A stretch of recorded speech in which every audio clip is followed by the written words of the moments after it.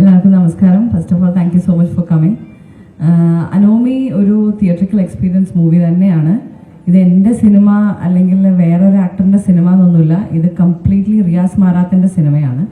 റിയാസിൻ്റെ സിനിമയിലെ ഞങ്ങളെല്ലാവരും ക്യാരക്ടേഴ്സായി വരുന്നു എന്ന് മാത്രം. സോ ഒരിക്കലും ഇത് ഒരു ഫീമെയിൽ ഓറിയൻറ്റഡ് ഫിലിമാണെന്നോ അല്ലെങ്കിൽ ഒരു മെയിൽ ഓറിയൻറ്റഡ് ഫിലിം അങ്ങനെയൊന്നും ഞങ്ങൾ എവിടെയും അവകാശപ്പെട്ടിട്ടില്ല. ഇത് ഈ കഥയിൽ ഞങ്ങളെ ആകർഷിച്ചതും എനിക്ക് തോന്നുന്നു ഈ ക്ലൈമാക്സും അതിന് മുൻപ് വരുന്ന ട്വിസ്റ്റും ഒക്കെ തന്നെയാണ്. അപ്പോൾ അത് വർക്കൗട്ട് ആയി എന്ന് അറിയുന്നതിൽ ഒരുപാട് സന്തോഷം. എനിക്ക് കിട്ടുന്ന മെസ്സേജുകളും അല്ലാതെ വരുന്ന ഫേസ്ബുക്ക് പോസ്റ്റുകളും കമൻറ്റുകളും ഒക്കെ നമുക്ക് കാണുന്നതിൽ നിന്നും മനസ്സിലാക്കാൻ പറ്റുന്നത് ഞങ്ങൾക്ക് കണക്റ്റായ ആ ഒരു ഫാക്ടർ ഓഡിയൻസിന് കണക്റ്റായി എന്ന് തന്നെയാണ്.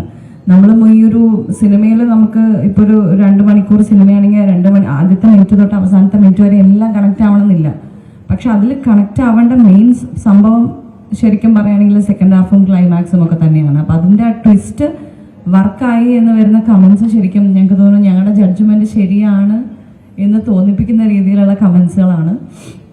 അപ്പം അതിൽ ഒരുപാട് സന്തോഷം. കാരണം ഒരുപാട് ടെക്നിക്കൽ ക്വാളിറ്റീസ് ഉള്ളൊരു മൂവിയാണ്.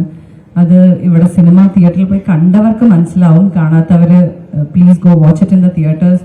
കാരണം ഞങ്ങളിപ്പോൾ ഈ അടുത്തൊരു പോസ്റ്റ് ഇപ്പം ഞങ്ങൾ ഉച്ചയ്ക്ക് ഞങ്ങൾ കണ്ടേ ഉള്ളൂ. അതിൽ ഒരാൾ എഴുതിയിട്ടുണ്ടായിരുന്നു, ആൾ അത്രയ്ക്ക് ഇഷ്ടപ്പെട്ടു ഈ സിനിമ തിയേറ്ററിൽ കണ്ട ഒരു എക്സ്പീരിയൻസ് എനിക്ക് പറയാൻ പറ്റില്ല. സോ ഈ സിനിമ ഇനി OTT-യിൽ വരുമ്പോൾ നിങ്ങൾ ആരെങ്കിലും കണ്ട അയ്യോ ഇത് ഞങ്ങൾ തിയേറ്ററിൽ കണ്ടില്ലല്ലോ എന്നുള്ളൊരു മിസ്സിങ് വരാതെ ഇരിക്കട്ടെ. ബിക്കോസ് ഇത് 100% തിയേറ്ററിക്കൽ എക്സ്പീരിയൻസ് ഡിമാൻഡ് ചെയ്യുന്ന ഒരു മൂവിയാണ്. കാരണം അങ്ങനത്തെ ഒരു വിഷ്വൽ ഒരു മാജിക് ഇതിലുണ്ട്. അപ്പോൾ അത് തീർച്ചയായിട്ടും നിങ്ങൾ തിയേറ്ററിൽ പോയി കണ്ടാൽ തന്നെ അറിയുള്ളൂ. അപ്പോൾ അതുകൊണ്ടാണ് നമ്മൾ ഇങ്ങനെ ഒരു പ്രസ് മീറ്റും അല്ലെങ്കിൽ അതിൽ കൂടുതൽ ആൾക്കാർ ഇതിൻ്റെ ഈ പടത്തിൻ്റെ ഒരു പ്രത്യേകത എന്താണെന്ന് അറിയണം എന്ന് നമ്മൾ മനസ്സിലാക്കിയിട്ടാണ് നമ്മളിപ്പോൾ ഇങ്ങനെ ഒരു പ്രസ് മീറ്റിൻ്റെ ഇത് വെച്ചത്. എനിക്ക് ഡെഫിനറ്റ്ലി നല്ല അനുഭവമായിരുന്നു.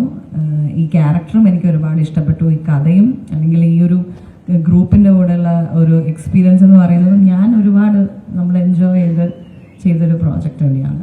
അതിൽ നമുക്ക് കിട്ടുന്ന ഈ ഒരു റെസ്പോൺസിൽ നമ്മൾ ഒരുപാട് സന്തോഷമുണ്ട്. ഇതൊരു കുറച്ച് എന്താ പറയുക എപ്പോഴും വരുന്ന ഒരു സിനിമയല്ല ഇത് ഇടയ്ക്ക് സംഭവിക്കുന്ന ഒരു സിനിമയാണ്.